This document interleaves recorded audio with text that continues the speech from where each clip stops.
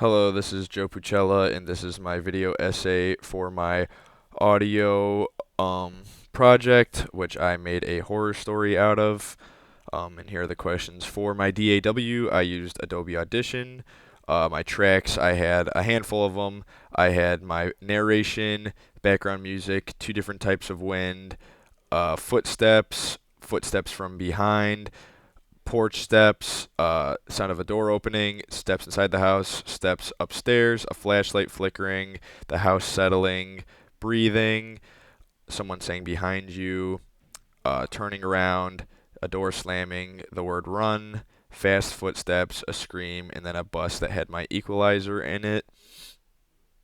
I kept everything organized where I pretty much had everything on its own track that belonged together. So some things did repeat, like the wind and the house settling, but for the most part, I had everything stay within the same track. And then also for my sound effects, I had them all in their separate folder for this entire project. I had the every sound effect I used, so I wouldn't have to go in and out and use different ones.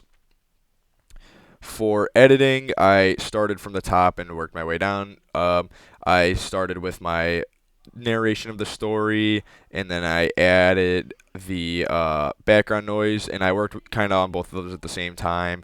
So then I could like fade words in and out and have all my cuts here so that it would sound coherent and there wouldn't be like a background fuzz. And then after I finished narrating, I added sound effects as I got to them, like when I was replaying the whole story. And then that just kind of brought me all the way to the end. Um, I had to re-record, not my narration, I got that on the first try, but things like the me saying run, that was my voice right here. I couldn't get that on the first try, so I just kept saying it over and over and over again, and then I just picked the best one. Same with the heavy breathing, that was my breathing, and same with this behind you. I just kind of had to keep doing it over and over again or keep re-recording it until I found a copy that I liked. For cutting parts, I cut a lot. For example, my voice and my narration, I cut all the dead space out of there. A lot of like the wind whistling had it from the tracks I downloaded. You could kind of hear them setting their phone or microphone down. So I had to cut the beginnings of all those. And then there were different instances where I had to like repeat tracks, such as these heavy thuds, and so I had to cut them at an appropriate time so that it was the same distance away from each sound effect. For mixing, depending on the track, I used a lot of different plugins like my voice. I used denoise, speech volume leveler, studio reverb, and vocal enhancer. Nothing for music, wind, footsteps. For porch, I used distortion so that it could sound a little more eerie. For my inside steps, I used denoise and distortion. For the house settling, I amplified it because I wanted the highs to sound a little more loud so that you could hear the creaking without the overall ambience of the sound effect overtaking the entire project. For the breathing, I added delay, denoise, distortion, and a compressor. For when I said behind you, I had two denoises for different parts of the clip and then an amplifier.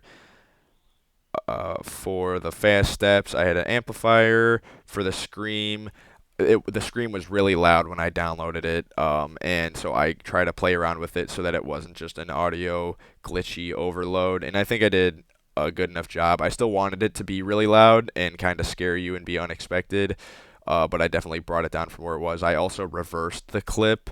It doesn't show it on here, but I reversed it because it started at 100 and then went down, and I wanted it to like fade in instead of fade out.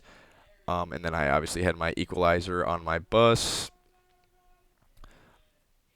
For balancing the volume, I didn't really use a whole lot of automation. There was one instance, I forget which one, where I used oh, it was, yeah, the vocal enhancer and this volume leveler. That was just for my voice. The rest of them, I went through all the clips on their own and messed with the volume and brought the decibels either up or down. And then for a lot of clips like my voice or this rustling or any of the other things, I had I used the fade effect, and I kind of just went down, especially with the amplifier or the reducer and the denoisers. I went through most of the clips and messed with the volume on my own.